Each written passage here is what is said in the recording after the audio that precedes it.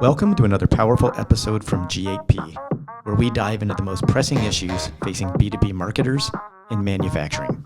Hi, I'm Chris Peer, founder and CEO of G8P, a marketing consultancy firm specializing in helping manufacturers to achieve an ROI from their marketing spend.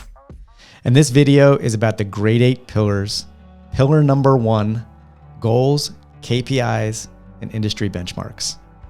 If you haven't watched the video on the Grade 8 pillars methodology and framework, click on the link above and check it out right here. So pillar number 1 is all about goals, KPIs, and industry benchmarks. Question number 1 is, do you have goals, specifically SMART goals, to support your marketing program? And by SMART goals, I mean, are they specific, measurable, attainable, realistic, and timely? If you don't, the first thing you need to do is craft SMART goals that are tied to a return on investment.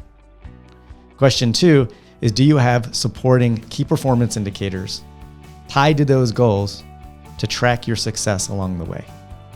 And then lastly, do you know the industry benchmarks specific to marketing a manufacturing company?